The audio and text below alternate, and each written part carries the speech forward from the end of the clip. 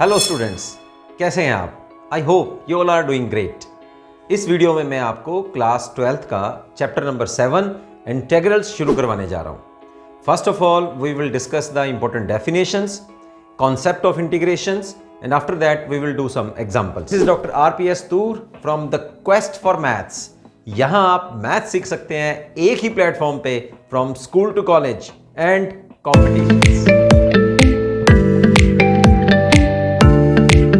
पूरा वीडियो ध्यान से सुनिए, समझिए और साथ साथ नोट्स लीजिए। And I can give you guarantee कि इस लेक्चर को सुनने के बाद आप किसी भी बुक्स में अनसॉल्व्ड क्वेश्चंस को बहुत आसानी से सॉल्व कर पाएंगे। So let's begin with the concept of integration. बच्चों, इंटीग्रेशन को समझने के लिए first of all you must be familiar with derivatives. तो मैं उम्मीद करता हूं कि आपने डेरिवेटिव्स का चैप्टर जो है बहुत अच्छी तरह से कर लिया होगा। इंटीग्रेशन का जो नाम है वो है ही कि एंटी डेरिवेटिव्स, यानी कि डेरिवेटिव्स का जो काम हम लोगों ने वहाँ डेरिवेशन में किया, अब उससे उल्टा काम एंटी डेरिवेटिव्स यहाँ करेंगे, that is integration. So integration is an inverse process of derivation. जैसे कि आप सब लोगों को पता है, फॉर एग्जाम्पल कि डेरिवेटिव अगर हम लोग साइन एक्स का लेते हैं तो हमारे पास कॉस एक्स आता है, और अगर डेरिवेटिव हम लोग एक्स क्यूब का करें and divide by 3 then it will be x square. Similarly another example, derivative अगर हम ई पावर एक्स का करें तो ई पावर एक्स आता है। यहां अगर जो मेरे पास ये आंसर आया डेरिवेशन करने के बाद, अब इसका यानी कि कॉस एक्स का मैं अगर एंटी डेरिवेटिव ले लेता हूं, अभी मैं बताऊंगा कि एंटी डेरिवेटिव को हम लोग डिनोट कैसे करते हैं। तो अगर मैं इसका एंटी डेरिवेटिव ले लेता हूं then answer will be sine x, यानी कि साइन एक्स का डेरिवेटिव कॉस एक्स और कॉस एक्स का एंटी डेरिवेटिव जो है that is sine x. Similarly the anti derivative of x square, right, तो इसका जो एंटी डेरिवेटिव होगा वो होगा एक्स क्यूब बाय 3, और anti derivative of e x वो ई एक्स ही होगा। अब मैं आपको ये बताने जा रहा हूं कि हम एंटी डेरिवेटिव बार बार एंटी डेरिवेटिव थोड़ी लिखेंगे, है ना, तो उसको एक सिंबल से हम लोग डिनोट करेंगे। वो सिंबल मैं आपको बताने जा रहा हूं। मैं कह रहा हूं कि हम लोग जो डेरिवेटिव करके आए हैं वो डेरिवेटिव जो आंसर्स हमारे पास थे या जो फार्मूले हमारे पास थे, जो जैसे एक्स स्क्वायर का हम लोगों ने किया, या एक्स पावर एन का डेरिवेटिव हम लोगों ने किया, या कॉस का, साइन का, टेंजेंट का डेरिवेटिव हम लोगों ने किया, जो आंसर हमारे पास आया उन आंसर्स का अगर हम लोग एंटी डेरिवेटिव ले लेते हैं then that will be the integration. Okay, जब हम किसी फंक्शन का एंटी डेरिवेटिव लेंगे तो उसका जो आंसर आने वाला है वो यूनिक नहीं होता। डेरिवेटिव्स का तो हम जब डेरिवेटिव करते हैं किसी फंक्शन का तो आंसर हमारे पास यूनिक आता है, यानी कि कोई भी पर्सन अगर उसका आंसर निकाले तो आंसर जो है वो सेम आने वाला है। लेकिन यहाँ एंटी डेरिवेटिव के केस में आंसर यूनिक नहीं होते, that's why we are adding some arbitrary constant here. जो बातें मैं आपको बताने जा रहा हूँ वो आप एक बार एज इट इज समझिए उसको, धीरे धीरे आपको जो है वो क्वेश्चन समझ में आ जाएंगे। Actually, there exist infinitely many antiderivatives of each of these functions, which can be obtained by choosing C as arbitrary constant.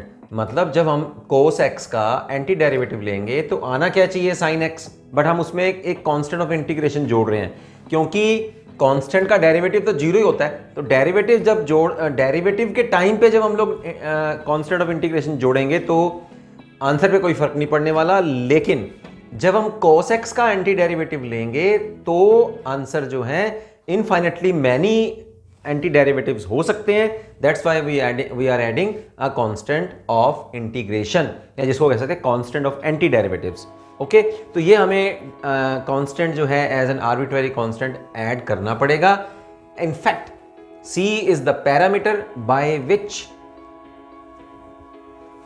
is the parameter by varying which one gets different antiderivatives or integrals of the given function. C एक ऐसा arbitrary constant है जिनको add करने पे हम लोग different anti derivatives जो हैं रिजल्ट के तौर पे हम लोग उनको प्राप्त कर सकते हैं। तो अब इसकी डेफिनेशन की ओर आ जाते हैं। More generally, if there is a function f such that the derivative of this capital function is small fx for all x belongs to the given interval, then for any arbitrary real number c, also called constant of integration, the derivative of fx plus c is equal to small fx और anti derivative, हम एक symbol यहां introduce करने जा रहे हैं. This is a new symbol, it is called integrals. This is the symbol of integrals. So integration of small f x into d x. D x यहां क्या शो करेगा? यहां ये शो करेगा कि हम किस वेरिएबल के रिस्पेक्ट में इंटीग्रल्स कर रहे हैं. जैसे हमारे पास, इसको हम लोग सिर्फ इंटीग्रल नहीं, इसको हम लोग एक इंटीग्रल ऑपरेटर कहेंगे. जैसे हम लोग डिफरेंशिएशन के चैप्टर में ये डी बाय डी एक्स सीख के आए हैं, तो वो एक डिफरेंशियल इंटीग्रल का अपोजिट, वो भी एक ऑपरेटर है, डिफरेंशियल ऑपरेटर. ये क्या करता है कि अपने राइट हैंड साइड में जो भी आप फंक्शन लिखेंगे उसकी वैल्यू में एक नेगेटिव चेंज पैदा करता है with respect to the given variable. यहां x के रिस्पेक्ट में हम लोग डेरिवेटिव करेंगे, और यहां इंटीग्रेशन के अंदर अगर हम लोग dx लिख रहे हैं तो उसका मतलब है कि इंटीग्रल्स जो यहां ऑपरेटर के अंदर फंक्शन लिखा होगा उसका ये इंटीग्रल कर देगा या एंटी डेरिवेटिव कर देगा with respect to the given variable, that is with dx. तो यहां डिफरेंशियल ऑपरेटर में भी हम लोग dx यूज करते रहे हैं, यहां इंटीग्रल ऑपरेटर में भी हम लोग dx यूज करेंगे. तो सिंबॉलिकली डेफिनेशन क्या बनती है आपके पास? The integrals of f x d x is equal to f x plus c. जैसे अभी मैंने बताया कि अगर आप इसका डेरिवेटिव करते हैं d by d x of capital f x plus c, तो आया क्या था हमारे पास? डेरिवेटिव करें तो हम लोगों ने देखा था, so derivative of f x, capital f x plus constant, that will be small f x. तो स्मॉल एफ एक्स का इंटीग्रल करें विद रिस्पेक्ट टू एक्स करें तो क्या आ जाएगा? Capital f x plus c. That's why the integral is the anti derivative of this. मतलब किसी फंक्शन का एंटी डेरिवेटिव अगर हम लोग करें तो हमारे पास जिस फंक्शन का हम लोगों ने डेरिवेटिव किया था वो फंक्शन आ जाता है, राइट? इस फंक्शन का डेरिवेटिव किया तो ये फंक्शन आ गया. इस फंक्शन का हम लोग इंटीग्रेशन या एंटी डेरिवेटिव करेंगे तो ओरिजिनल फंक्शन आ जाएगा जिसका हम लोगों ने डेरिवेटिव किया हुआ था. ओके, तो नोटेशन के तौर पे हम लोग ये है कि अगर आपके पास dy by d x f x given है, then y is equal to the integral of f x with respect to x. ठीक, तो ये डेफिनेशन आप लोग याद रखिए. जब भी आपको इंटीग्रल की डेफिनेशन आती है तो सीधी सी आपने सिंपल इतना लिख देना है, if we have dy by d x is equal to f x, then y, जिस फंक्शन का हम लोग डेरिवेटिव कर रहे थे, y is the anti derivative of small f x, small f with respect to x. ठीक है, तो ये हमारे पास डेफिनेशन बनती है. अब हम लोग यहां इस चैप्टर में जो कुछ सिंबल्स हम लोग यूज करने वाले हैं, वो सिंबल्स का मैं थोड़ा आपको बता देता हूं कि कौन कौन सा सिंबल आपने किस तरह से उसको यूज में लाना है, उसको किस तरह से आपने पढ़ना है. तो बच्चों यहां सिंबल्स के लिए, जैसे अभी मैंने आपको बताया एफ एक्स डी एक्स और ये इंटीग्रल साइन है, तो इसको पढ़ेंगे कैसे हम लोग? Integral of f with respect to x. यहां अभी मैंने आपको बताया कि ये डी एक्स जो है ये हमें ये शो करता है कि हम कौन से फंक्शन के रिस्पेक्ट में, कौन से वेरिएबल के रिस्पेक्ट में, किस फंक्शन का कौन से वेरिएबल के रिस्पेक्ट में हम लोग डेरिवेटिव कर रहे हैं या इंटीग्रल से. तो यहां इस केस में हम लोग x के रिस्पेक्ट में इंटीग्रल कर रहे हैं. और आपको ये पता है जब आपने डेरिवेटिव को चैप्टर किया था कि जिस वेरिएबल के रिस्पेक्ट में हम लोग डेरिवेटिव कर रहे होते हैं वही उस पूरे फंक्शन में वेरिएबल माना जाता है, वही वेरिएबल माना जाता है. जैसे आपने पार्शियल डेरिवेटिव भी किए हैं, उसमें दो वेरिएबल थे, तो किस वेरिएबल को हम लोगों ने वेरिएबल मानना है और कौन से वेरिएबल को हम लोगों को कांस्टेंट मानना है. तो ये विद रिस्पेक्ट टू के हिसाब से हमें पता लगता है. तो यहां x जो है यहां वेरिएबल माना जाएगा. सेकंड, एफ एक्स खुद है क्या, उसको क्या पढ़ेंगे? इंटेग्रेंट. मतलब जिसका हम लोग इंटीग्रेशन कर रहे हैं दैट इज आवर इंटेग्रेंट. x क्या है? अगर हम लोग x के रिस्पेक्ट में कर रहे हैं तो x will be the variable of the integration. Okay, x will be the variable of integration. Integrate करने का मतलब क्या है कि आप उसको सॉल्व कर रहे हैं, इंटीग्रेशन को फाइंड आउट कर रहे हैं. और एन इंटीग्रल ऑफ f, इसका मतलब क्या आएगा?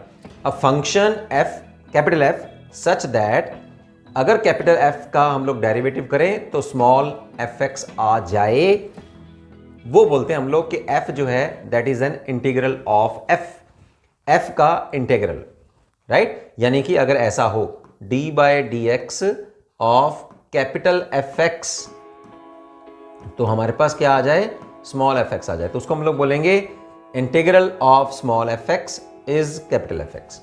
अब इंटीग्रेशन है क्या, this is the process of finding the integrals.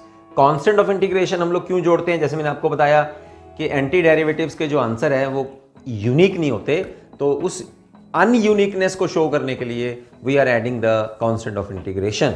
So any real number c considered as a constant function. तो ये कुछ सिंबल्स हैं जो आप इंटीग्रल्स को करने के टाइम पे, इंटीग्रेशन की प्रोसेस को या इंटीग्रल्स के क्वेश्चंस को करने के टाइम पे आप यूज कर सकते हैं। तो बच्चों अब चलते हैं कॉन्सेप्ट के बाद, डेफिनेशन के बाद स्टैंडर्ड फार्मूलेज की ओर। तो डेरिवेटिव्स के फार्मूले यहाँ याद होने बहुत ज़्यादा ज़रूरी हैं, क्योंकि इंटीग्रेशन जैसे मैंने कहा एंटी डेरिवेटिव है, तो वो तो उसका बेस, उसका जो फाउंडेशन है वो टिका ही डेरिवेटिव के ऊपर है। तो सबसे पहले हम लोग साथ साथ में चलते हैं कि डेरिवेटिव के फार्मूले क्या होते हैं और कॉरस्पॉन्डिंग फिर इंटीग्रेशन के फार्मूले जो हैं वो क्या बन जाएंगे। फर्स्ट ऑफ ऑल अगर हम लोग यहाँ डेरिवेशन के अंदर यहाँ फंक्शन ले रहे हैं हम लोग xn+1 ओवर n+1, तो डेरिवेटिव क्या आने वाला है इसका, xn। As you all know that, आपको पता ही है इस बात का कि अगर हम लोग xn+1 ओवर n+1 का डेरिवेटिव लेंगे तो xn आएगा। करके देख लीजिए, यहाँ फार्मूला समझा रहा हूँ, वैसे इतना ज़्यादा समझने की जरूरत है नहीं। तो हम लोग क्या करते होते हैं, n+1 डेरिवेटिव करेंगे n+1, ठीक है, और एक माइनस करते हैं xn, और नीचे भी हमारे पास n+1 है, तो ये दोनों कैंसिल हो जाएंगे, हमारे पास क्या आ जाएगा xn। तो अगर डेरिवेटिव इस फंक्शन का xn है तो फिर इंटीग्रेशन यानी कि anti derivative of xn with respect to x will be this function xn+1 over n+1।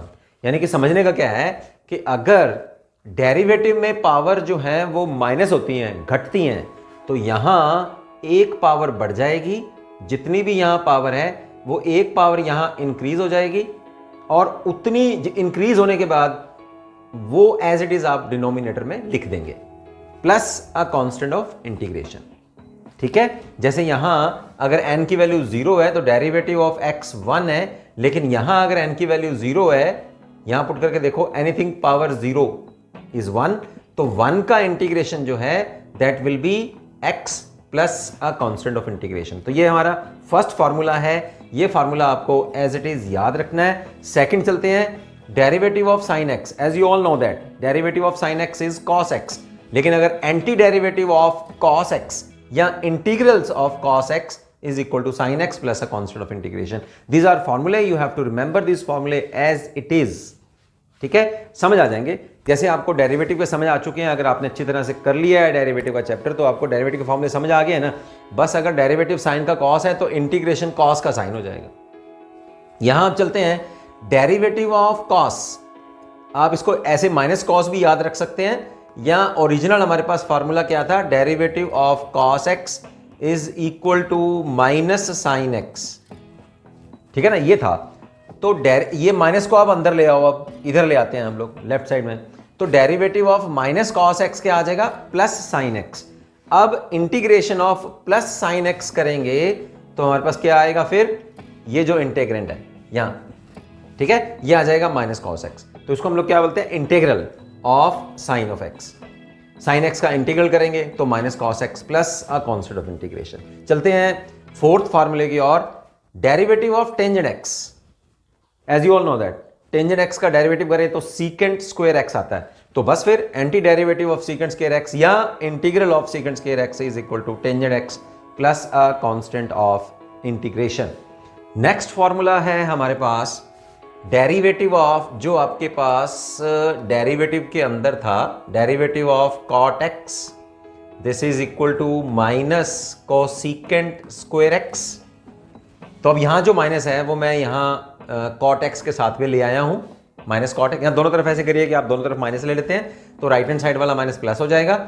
तो derivative of minus cot x is equal to cosecant square x, integral of cosecant square x या anti derivative of cosecant square x will be equal to minus cot of x plus a constant of integration. ये तो आपने add करना ही करना है। Similarly derivative of secant x is secant x tangent x, integration of secant x tangent x is secant x plus a constant of integration. Again derivative of cosecant x is minus cosecant x cot x.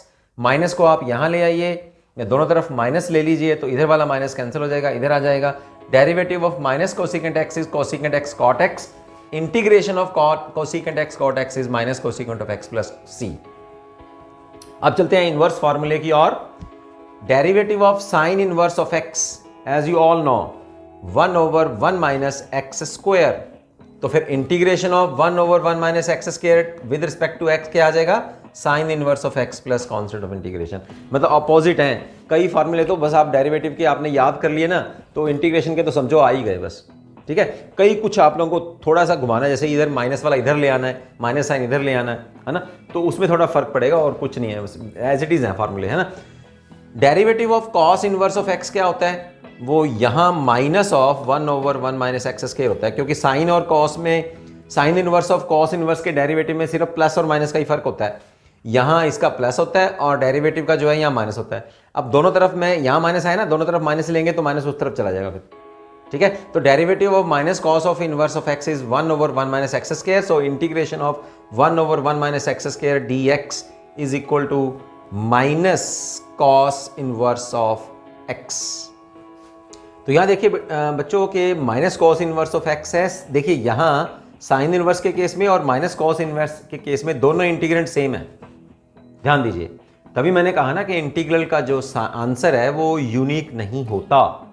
यानी कि अगर आप plus में answer देना चाहते हैं तो plus sine inverse of x plus c आएगा, और उसी इंटीग्रल का अगर आंसर आप माइनस में देना चाहते हैं तो माइनस कॉस इनवर्स एक्स आएगा. तो ये दोनों आपको याद हो जाएंगे कि साइन इनवर्स के समय पे प्लस लेना है और कॉस इनवर्स के समय पे माइनस लेना है. जैसे यहां है, डेरिवेटिव करें साइन इनवर्स का तो plus 1 over 1 minus x square आता है, और कॉस इनवर्स का करें तो सिर्फ माइनस आता है. तो प्लस और माइनस का ही फर्क है. ठीक है ना. अगले चलते हैं. Derivative of tangent inverse of x is equal to 1 over 1 plus x square. यहां ये अंडर रूट नहीं आएगा, अंडर रूट यहां गलत है, आप इसको करिए 1 over 1 प्लस एक्स स्क्वायर. ठीक है, तो यहां फिर इंटीग्रेशन क्या होएगा, फिर इंटीग्रेशन भी आप लोग ये लिखेंगे, हम लोग integration of 1 plus 1 over x square d x is equal to 10 inverse of x plus a constant. ये वाला नोट मत करिएगा, आप लोग ये नोट करिएगा. Sine inverse cos inverse of tangent inverse में सिर्फ यही फर्क है कि पहले वो दोनों तो सेम होते हैं, सिर्फ माइनस और प्लस का फर्क होता है.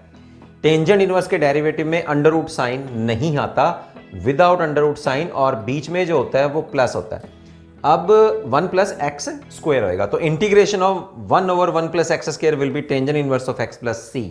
अब टेंजेंट इनवर्स और कॉट इनवर्स में क्या फर्क है, सिर्फ प्लस माइनस का फर्क है. इंटीग्रल जो है, इंटीग्रेंट जो है वो सेम रहेगा 1 over 1 प्लस एक्स स्क्वायर. तो integration of 1 over 1 plus x square देते हैं, प्लस आएगा तो टेंजेंट इनवर्स ऑफ एक्स आएगा, और अगर माइनस आएगा तो minus cot inverse of x आएगा.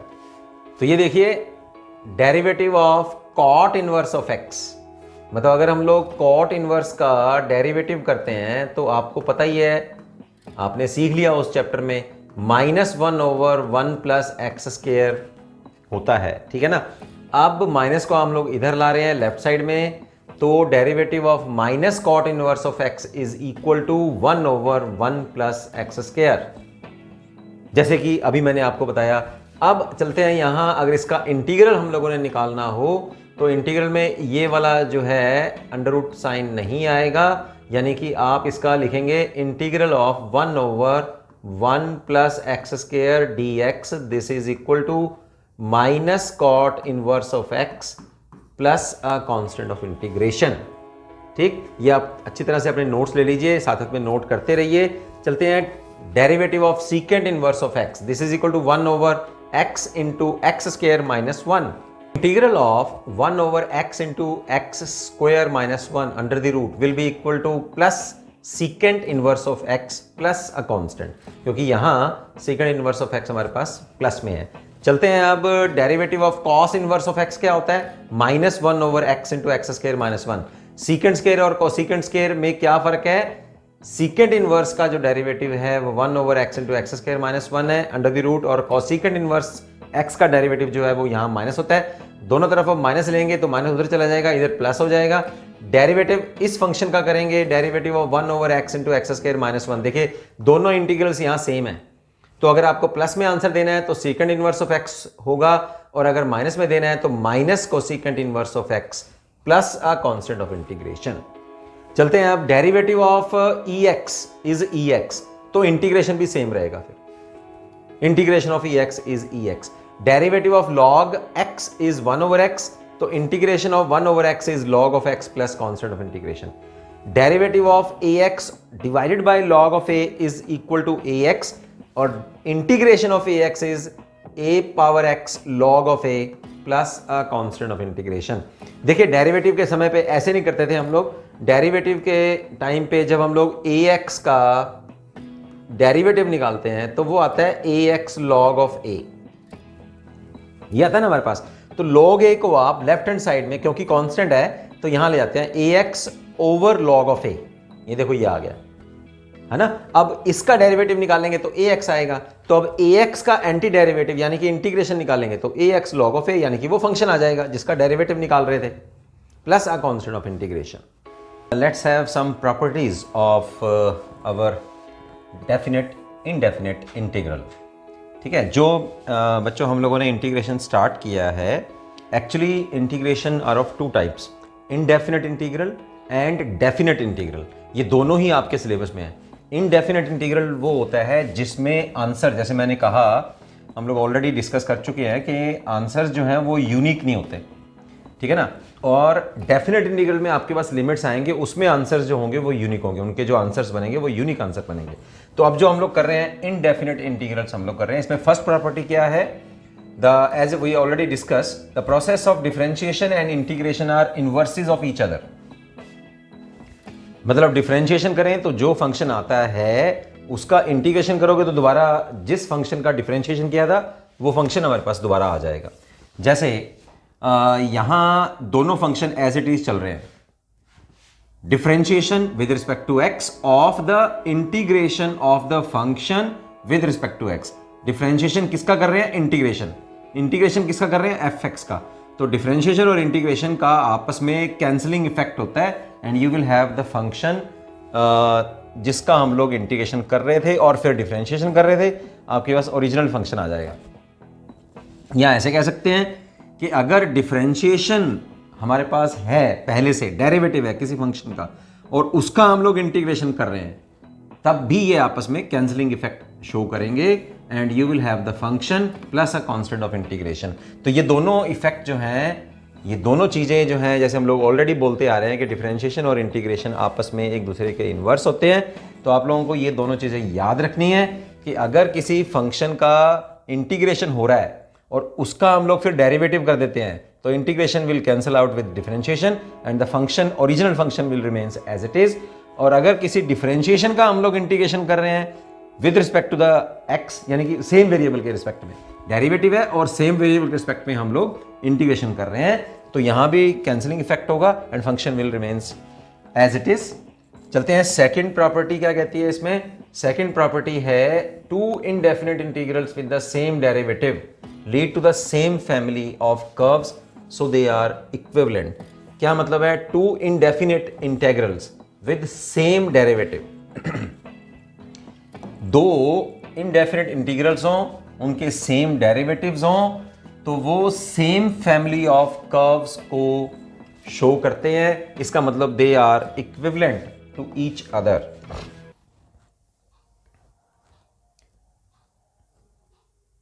हियर यहां आप सिर्फ जो है इनका रिजल्ट याद रखिए, ताकि ये हमारे क्वेश्चंस में जो है वो यूज हो पाए। It can be just like a formula, क्योंकि हम लोग फीचर्स कर रहे हैं तो उन फीचर्स को आप फार्मूला मान के ही चलिए।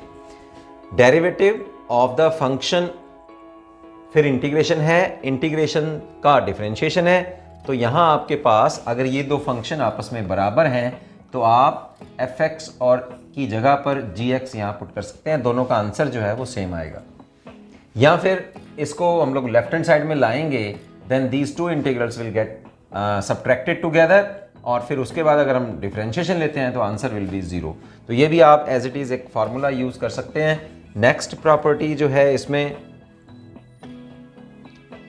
थर्ड प्रॉपर्टी है कि अगर दो फंक्शंस हमारे पास जुड़े हों, ऐड हों, see these two functions are adding each other, और फिर उनका हम लोग इंटीग्रेशन ले रहे हैं, तो आप अलग अलग फंक्शन करके भी जब इंटीग्रेशन लेंगे तो आंसर जो है बिल्कुल आपस में इक्वल आएगा, राइट। फोर्थ प्रॉपर्टी क्या कहती है बच्चों के कोई रियल नंबर है और वो फंक्शन ऑफ एक्स के साथ में मल्टीप्लाई है and we are making the integration with respect to x, तो ये जो कांस्टेंट नंबर है हमारे पास it will came out as it is, इसका इंटीग्रेशन नहीं होगा और इंटीग्रेशन होगा अंदर फंक्शन का, और ये सिंपली मल्टीप्लाई शो होगा। जैसे यहाँ मान लीजिए 4x² है, x के रिस्पेक्ट में इंटीग्रेशन कर रहे हैं, तो 4 को हम लोग इंटीग्रेशन साइन से बाहर ले आएंगे और इंटीग्रेशन हम लोग कर देंगे x² का with respect to x। Next हमारे पास जो प्रॉपर्टी है फिफ्थ प्रॉपर्टी, थर्ड और फोर्थ प्रॉपर्टी जो हम लोगों ने करी है उसका जनरलाइजेशन जो बनता है that is our fifth property. Any number of functions they are adding each others, और उनके साथ में ये कांस्टेंट नंबर्स भी मल्टीप्लाइड हैं।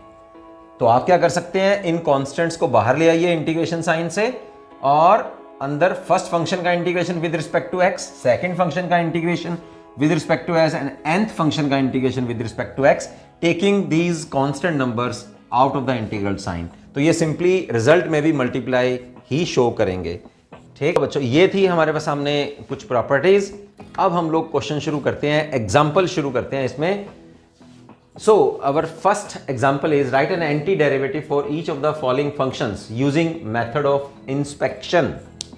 तो यहाँ इंस्पेक्शन वाला मेथड जो है आपको एक नंबर में आ जाता है, ज़्यादा इंपॉर्टेंट नहीं है, but because we just started the topic, तो इंस्पेक्शन से भी आप इंटीग्रेशन कैसे कर सकते हैं वो यहाँ हम लोग देख लेते हैं।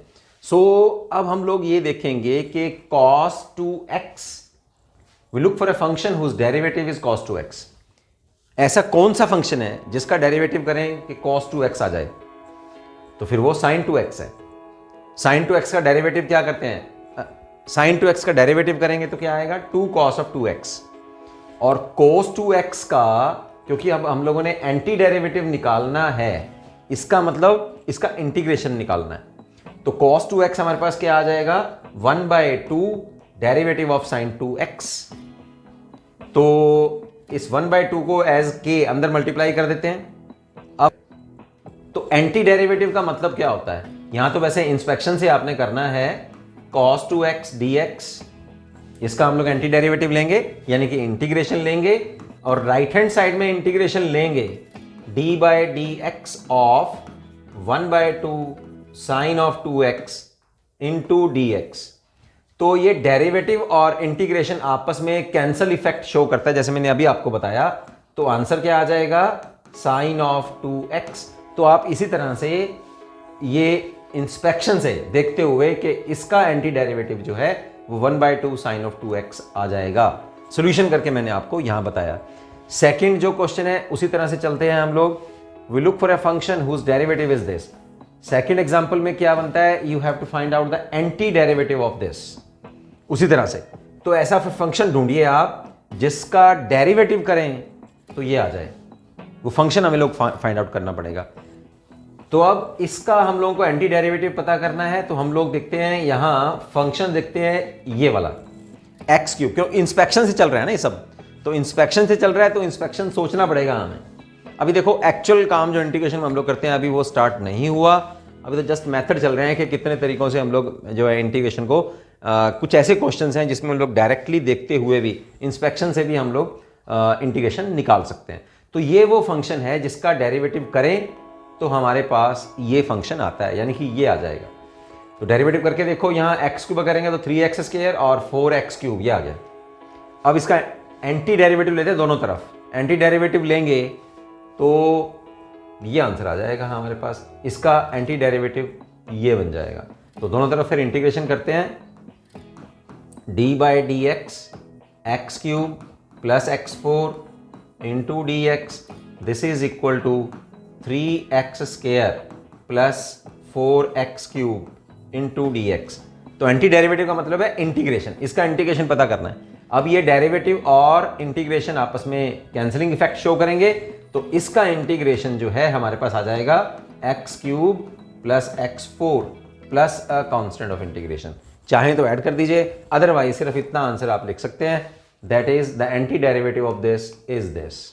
जब आप एक्सरसाइज कर लेंगे और इस टॉपिक को अच्छा समझ जाएंगे, तो आपको फर्स्ट एक्सरसाइज जो अब मैं करवा रहा हूँ आपको, एग्जाम्पल जो हम लोग कर रहे हैं, वो आप देखते ही सॉल्व कर देंगे। अभी आपको क्योंकि नए हैं तो अभी कुछ नया आपको लग रहा होगा इसमें। पार्ट में कहता है इसका एंटी डेरिवेटिव हम लोगों को निकालना है 1/x का।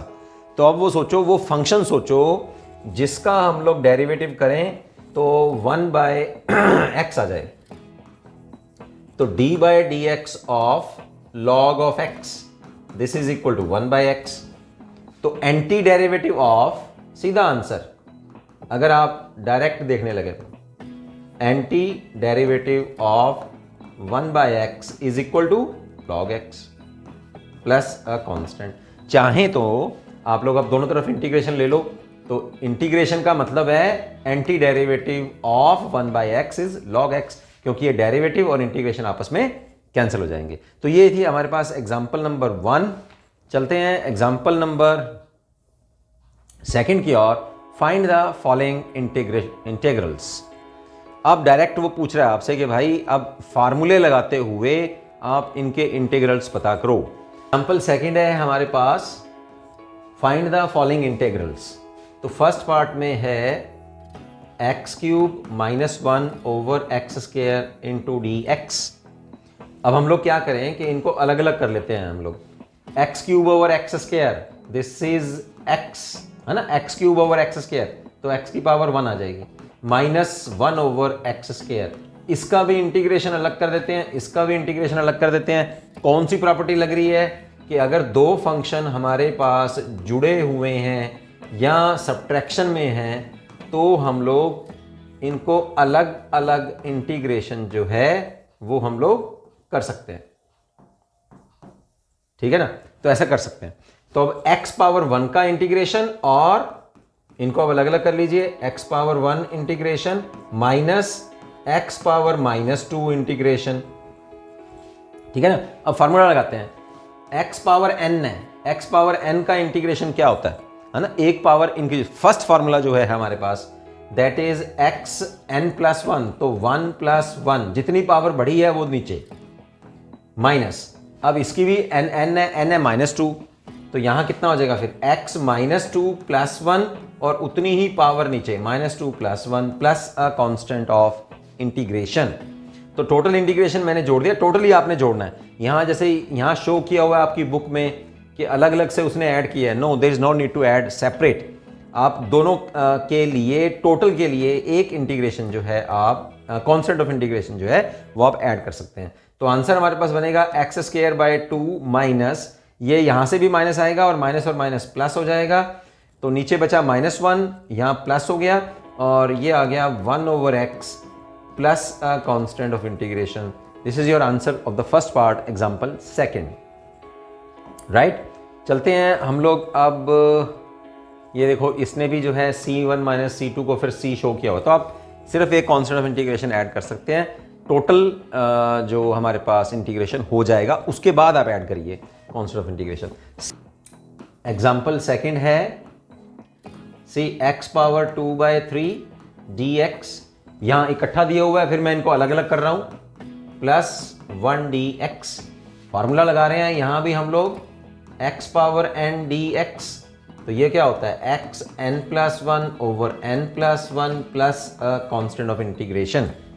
तो यहां फिर आप लगा दीजिए इसके ऊपर, ये आ जाएगा 2/3 + 1/2/3 + 1 प्लस 1 का derivative with respect to x will x plus a constant of integration. इसको आप सॉल्व कर दीजिए, you will get the answer 2/3 3 और ये हो जाएगा 5/3, तो यहाँ आ जाएगा 3/5 x, 3 और 2 5/3 plus x plus constant of integration. So this is your second part. Third part में बिल्कुल सेम है उसी तरह से। यहाँ एक्चुअली क्या है, जो मैंने आपको 15 या 16 के लगभग आपको मैंने फॉर्मूले दिए हैं अभी अभी, उनको आप याद करिए और डायरेक्टली इन क्वेश्चंस में आप उनको यूज़ कर सकते हैं। यहाँ x देखिए 3 फंक्शन जुड़े हुए हैं, ठीक है। fx जैसे मैंने अभी जनरलाइज बताया था ना आपको कि उसमें k भी था, तो ये जैसे यहाँ 2 मल्टीप्लाई है, यहाँ -1 मल्टीप्लाई है, तो उनको हम लोग बाहर निकाल लेते हैं अकॉर्डिंग टू आवर प्रॉपर्टीज जो हम लोगों ने सीखी। 5वीं प्रॉपर्टी से हम लोगों ने उनको अलग अलग कर लिया, ठीक है। और अब इनको हम लोग अलग अलग करते हुए 3/2 into d x plus 2 constant को बाहर निकाल लिया, e पावर x का इंटीग्रेशन, -1 को बाहर निकाल लिया है हम लोगों ने out of integration sign, okay, और 1/x dx।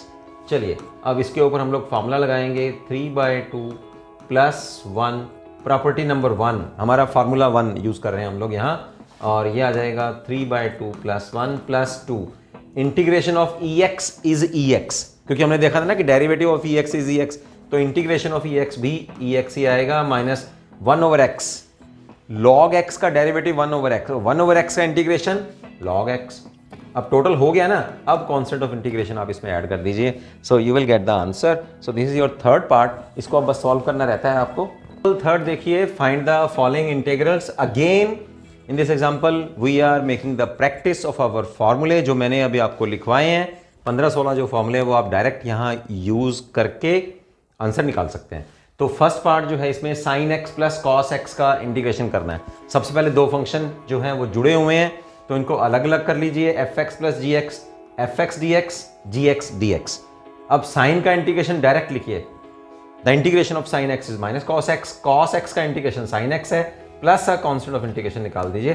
तो हर एक फंक्शन के लिए आपको कॉन्स्टेंट ऑफ इंटीग्रेशन अलग अलग से ऐड करने की जरूरत नहीं है। जब आपका टोटल हो जाता है तो एक कॉन्स्टेंट ऑफ इंटीग्रेशन आप उसमें ऐड कर सकते हैं। सेकंड पार्ट देखिए, cosecant x into cosecant x plus cot x, तो इनको आप फिर अलग से करिए, तो यहां आ जाएगा cosecant into cosecant is cosecant square x into d x, और इसका यहां मल्टीप्लाई होएगा cosecant x into cot of x into d x. Cosecant square x का इंटीग्रेशन करेंगे तो माइनस ऑफ कॉट एक्स आएगा, plus cosecant x cot x का integration करेंगे तो वो आएगा minus of cosecant x plus constant of integration. Third part हमारे पास आता है, थर्ड पार्ट कहता है वो 1 minus sine x over cos x का आपको इंटीग्रेशन करना है। तो यहाँ एग्जाम्पल थर्ड पार्ट हमारे पास है, इसको अलग अलग कर लेते हैं। पहले 1 minus sine x over cos square x है, तो अलग अलग करेंगे तो 1 over cos square x minus sine x, यहाँ डी एक्स मीन्स एक्स के रिस्पेक्ट में इंटीग्रेशन कर रहे हैं, sine x over cos square x into d x. तो सबसे पहले इसको थोड़ा सा हम लोग सेट कर लेते हैं। 1 over cos square x is secant square x into d x minus, यहां कॉस स्क्वायर एक्स है तो कॉस स्क्वायर एक्स को आप 2 उसके टुकड़े कर लीजिए, cos x, sine over cos x is tangent x, और 1 over cos x is secant x into d x. तो सीकेंट स्क्वायर एक्स का जो डेरिवेटिव बनता है दैट इज टेंजेंट एक्स, क्योंकि टेंजेंट एक्स का डेरिवेटिव होता है सीकेंट स्क्वायर एक्स, तो सीकेंट स्क्वायर एक्स का इंटीग्रेशन होगा tangent x minus tangent x secant x. अब डेरिवेटिव सोचो कि ये ऐसा कौन सा फंक्शन है जिसका डेरिवेटिव करें तो ये आ जाए, तो डेरिवेटिव सीकेंट एक्स का डेरिवेटिव होता है सीकेंट एक्स टेंजेंट एक्स, तो टेंजेंट एक्स सीकेंट एक्स का इंटीग्रेशन क्या होएगा फिर secant x plus constant of integration, यानी कि इसका एंटी डेरिवेटिव भी तो निकाल रहे हैं, है ना, तो ये किसी ना किसी का डेरिवेटिव तो होगा ही ना। तो सीकेंट एक्स का डेरिवेटिव करें तो सीकेंट एक्स टेंजेंट एक्स आता है, और सीकेंट एक्स टेंजेंट एक्स का इंटीग्रेशन करेंगे तो सीकेंट एक्स आ जाएगा। ये हमारे पास आंसर बन गया, tangent x minus secant of. Example 4 करते हैं, find the anti derivative of the function f defined by this where f0 capital F0 is 3, find the anti derivative f of this function। सीधी सी बात है कि भाई कह रहा है ये किसी ना किसी फंक्शन का डेरिवेटिव है, अब इसका एंटी डेरिवेटिव आपको निकालना है।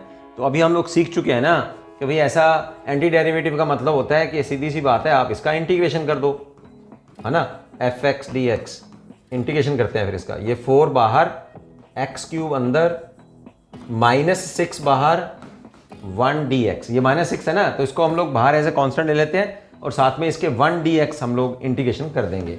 तो यहाँ बनेगा हमारे पास एक्स क्यूब का इंटीग्रेशन हो जाएगा 3 + 1 तो 4 आ जाएगा, 4/4 -6, 1 का इंटीग्रेशन हो जाएगा x plus a constant of integration. ठीक है, तो यहाँ अब उसका नाम क्या है एंटी डेरिवेटिव का, f, इसका नाम क्या आ गया फिर, कैपिटल Fx।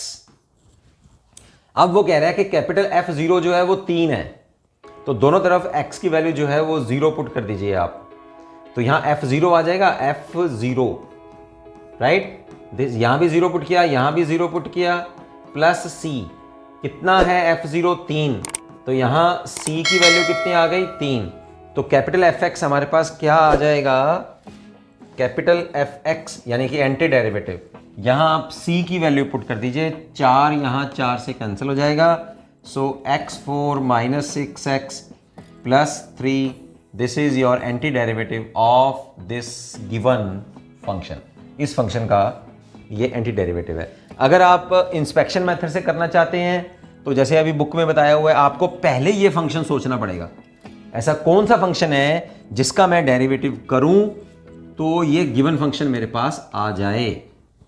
फिर आप क्या करेंगे, एंटी डेरिवेटिव, ये तो था डेरिवेटिव, यहां अब इसका एंटी डेरिवेटिव करूं तो ये फंक्शन आ जाएगा, है कि नहीं, एंटी डेरिवेटिव मींस इंटीग्रेशन। तो फिर inspection method is not much important, आप डायरेक्टली जो एंटी डेरिवेटिव बोल रहे हैं ना, तो सीधी सी बात है, आप इसका इंटीग्रेशन कर दो बस, सिंपली इंटीग्रेशन करने का जो कांस्टेंट ऑफ इंटीग्रेशन आएगा, जो कंडीशन आपको गिवन है वो कंडीशन दोनों तरफ पुट कर दीजिए। F0 है, इसका मतलब x की वैल्यू 0 है, तो वहां से c की वैल्यू आ जाएगी आपके पास, c की वैल्यू दोबारा पुट करेंगे, that will be your total answer. So this is the end of your examples. Now let's begin to start with our exercise।